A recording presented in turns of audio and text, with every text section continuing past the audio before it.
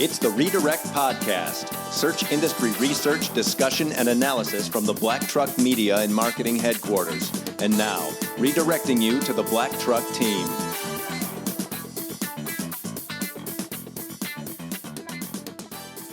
And welcome back to another edition of the Redirect Podcast. This is episode number 9. It happens to be Friday, July 21st. This is Jason from the Black Truck Media team. I'm also welcomed by Patrick and Ashley from the team as well.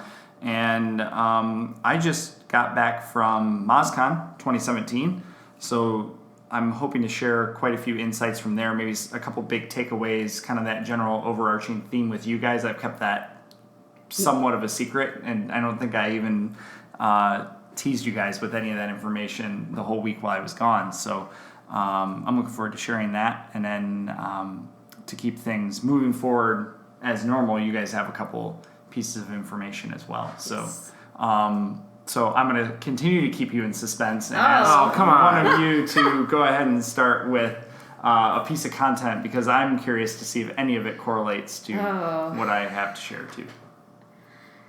Okay, Pat's looking at me, so I'm up first. I came across an announcement from Google this week that there were some rumblings coming through on some of the feeds that I follow about how Google's homepage was going to be changing radically for the first time since the 90s, and I was like, okay, that's kind of weird, okay. Nothing really that I wanted to pay too much attention to until I started seeing headlines talking about how Google is introducing their own feed. So similar to the Facebook feed that we have. Really? Yeah. That's not going to turn into the Yahoo homepage. Well, a lot of people are drawing that correlation. It's funny that you said that. So it's been part of the Google mobile app, apparently. I don't have the mobile app personally, so I haven't been exposed to this on the app side, but they're going to apparently be introducing it to the main Google website as well, that they're going to be curating a feed for you based on your search history. Yeah. And whether you choose to follow something, you can personalize it in your settings.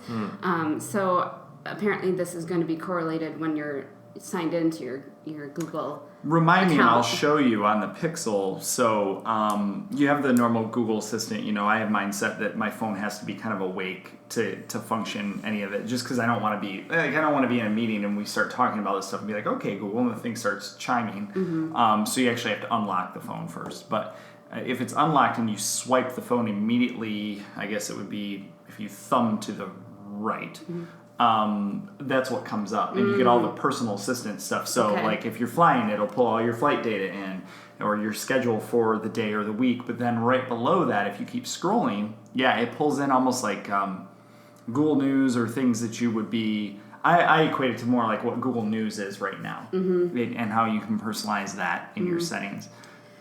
That's interesting. Yeah, so it's using Google's advanced machine learning algorithms. It looks like the stories are going to show up as cards on your screen, and there's going to be an option to follow to get updated news on the relevant topic. As I said, it's customizable, and you can go into your settings and your preferences and choose topics that you want to follow and ones that you don't, and then you can make sure that your one-off searches, like asking Dr. Google about symptoms that you're experiencing, that won't influence your feed. And as a side note, NPR ran a story this week about the problem of featured snippets when people go to Dr. Google. Don't ask it like if you have some sort of virus or something, and it's not. Yeah, don't rely on featured snippets to give you the right answer for health-related queries. We're still not there yet. No. So the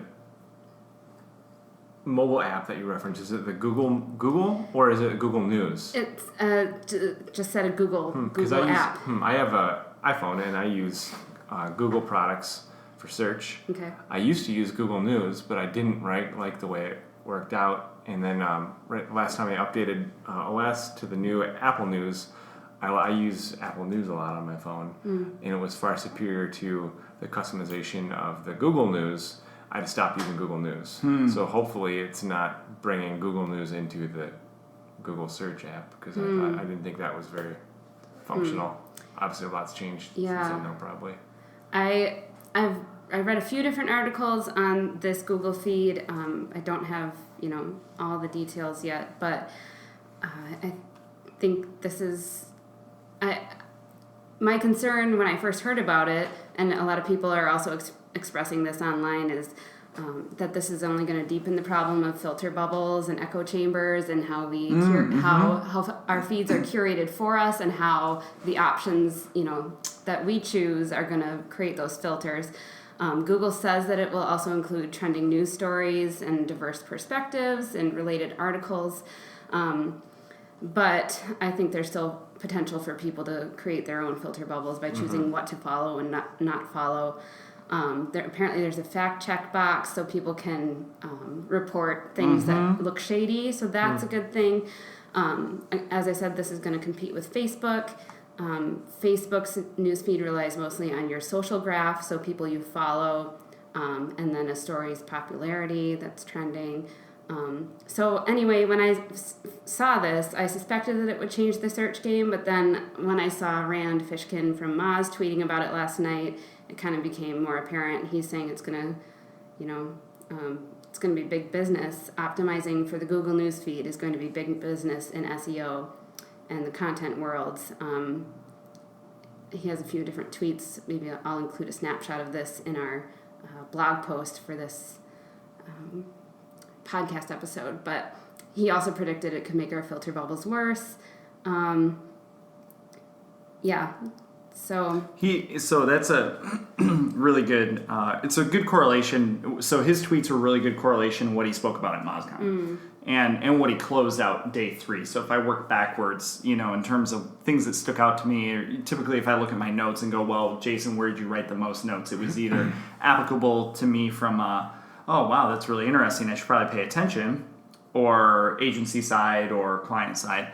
But that was a big thing, is that there's a bias, it's biasing searchers in your favor is the common theme here. So he had some really good suggestions there, but the big thing is that investing in content that Google can't show in SERPs, or that builds your brands in a way when they do. So basically, if we're all optimizing for the things that Google's doing now, you're not thinking about the things that Google's going to do. So that's why, as an industry, the smart search marketers aren't going to run around with their hair on fire, like, oh my God, there's an algorithm update. It should be more in line to look at these things and to look for those signals and signs, and then try and understand how can we rank, how can we get sites to maybe down the road have things that are kind of baked into them already that would help basically optimize for the future of Google. If if we're going to be, if we just kind of sum it up. So syncing the business goals with your SEO and your content, it would be really that would be really behoove you to kind of think forward down the road, is to really optimize for the future of them. It would be really nice. Rand made a really great point. This doesn't exist, and maybe it's down the road, but it would be great to have a keyword tool that could tell us how easy it would be for Google to answer the query. So not only search volumes, let's not pay attention to search volumes anymore for a minute, and let's just think about, okay, what are people searching for? But if no keyword research tool in the world is going to tell you how easy it is for Google to answer that. So if all of a sudden I can control your feed when you go to Google, and I can already start to bias that into your favor as a user, those filter bubbles and what'd you call it? Echo chambers. Echo chambers. The easier it is for Google to answer that question, is the harder going to be for you to actually rank for it, right?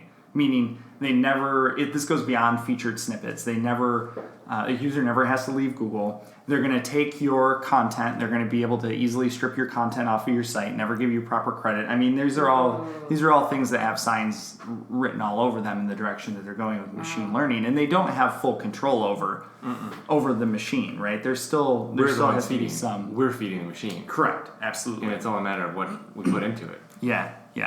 And And if we don't do it right, then the machine's never going to work right. Yep. So I think that's really good tie-in. Very good.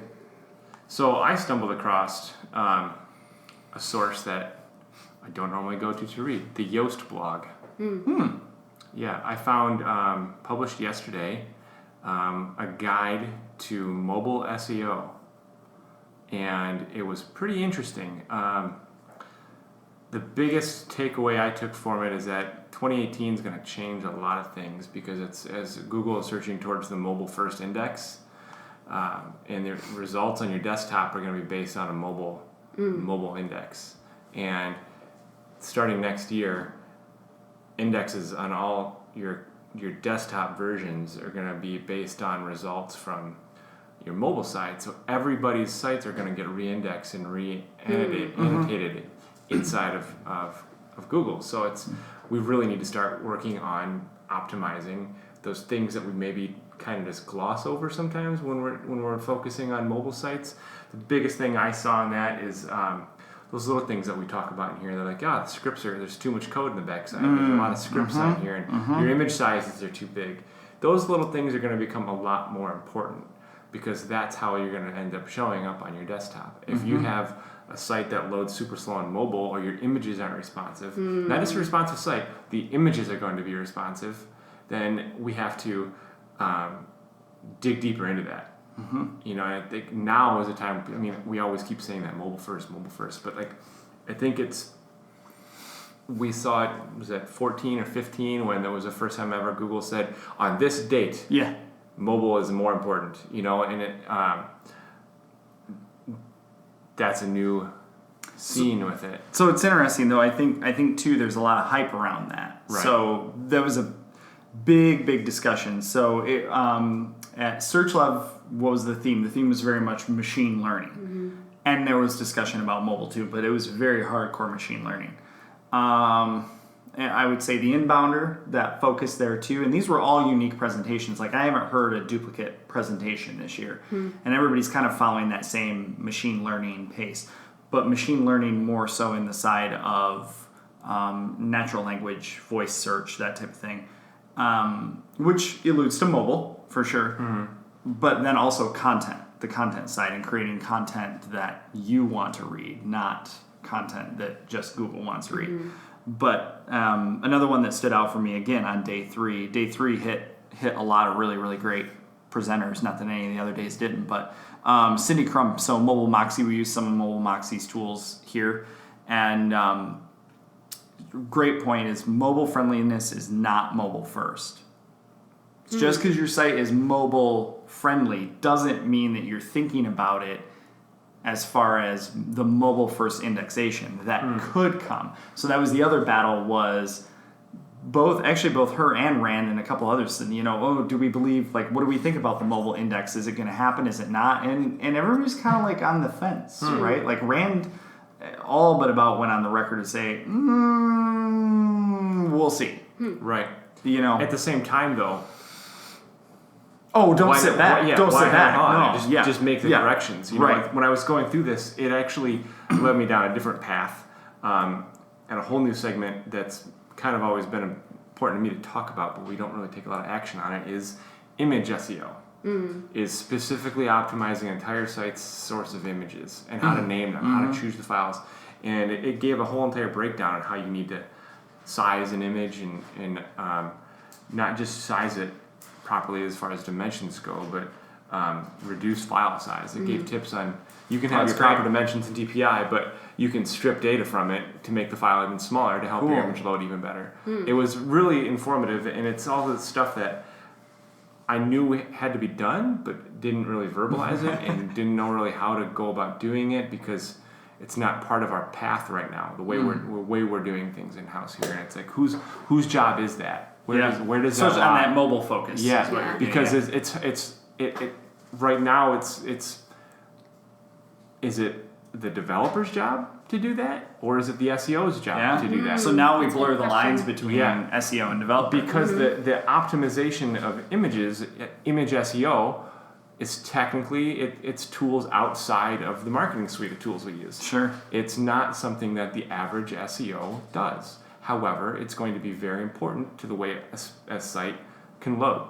And it's an important thing. Like with some of the teams that we partner with, it's a conversation that I want to have right now, and even say, hey, maybe we should do that, right? Or do you want to do that? We should look at it. Yeah, but I think it is too. It goes real deep on the whole idea that, at the end of the day, indexing a site, it's just a way to organize data.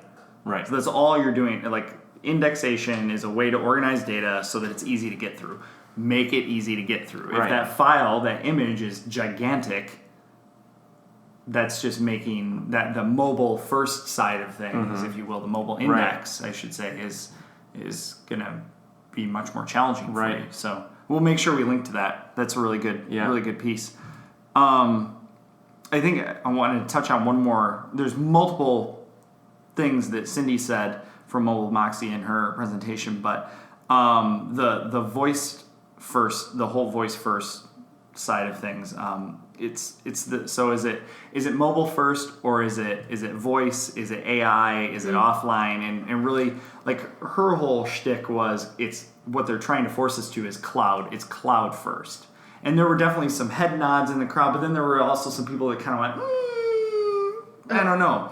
But what they were saying is like, if you look at things like your hosting environments and Google Firebase and AMP, and then also progressive web apps, PWAs, we've talked about that a little bit more. Like, a lot of those things are basically Google saying, host with us.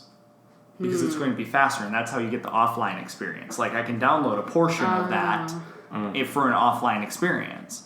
So that brings up a whole other, issue. But she made a really great point, is that voice first device footprint is increasing.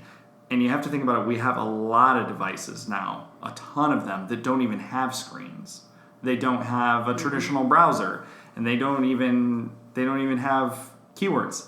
At the end of the day, you're just talking to it, so there's nothing else there but to interact. So things are gonna get weird in that sense. The Google Chromecast has evolved ever since, like, when we first had it in our office, and then switched to Apple TV because it was quite frankly, it was horrible.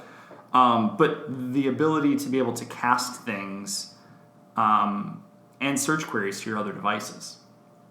So, like, if you're Googling for, say, a cupcake recipe, and you're near your Google Home device, you can tell it to send to Google Home.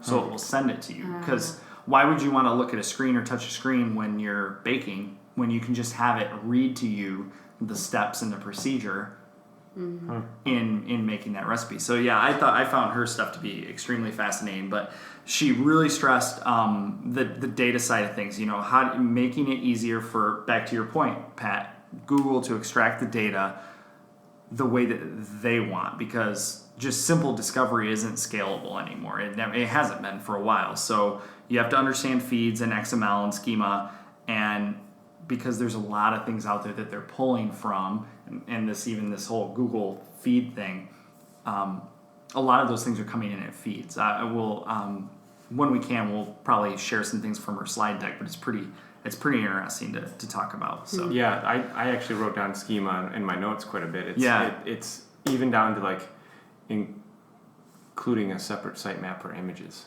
And have image schema, and it's a whole new area of things that I actually want to sit down and start studying, because it kind of opened my eyes. That's great. Yeah. Another piece that I found this week from Search Engine Land, a study of 4 million Google searches charts the click-through rate payoff that came from eliminating right-side ads on Google search. So on February 19th, 2016, Google confirmed it was eliminating text ads from the right rail of search results on desktop. On the whole, overall, click-through rates for the top 4 ad slots have risen 49% since that change was made. And let's see, so they analyzed 2 million searches in the 12 months before the change was made, and then 2 million searches in the 12 months after the change was made, to compare the desktop click-through rates for text ads in positions 1 through 5. And I believe the article said positions 3 and 4 saw the most growth Interesting. since that change. So, yeah. That was on desktop? That was on desktop. Yep. I don't have a comment to add to that. I want to read that article now. And then I do recall position 5, which is actually at the bottom of the screen. That one actually saw a 7% decrease in click-through rates. So nobody's going all the way down there, is what you're saying. I guess that's what they found. Bottom of the barrel? Yep. All right. Patrick, do you have anything else you wanted to add, or do you want me to? I kind of combined both mine into that. Cool.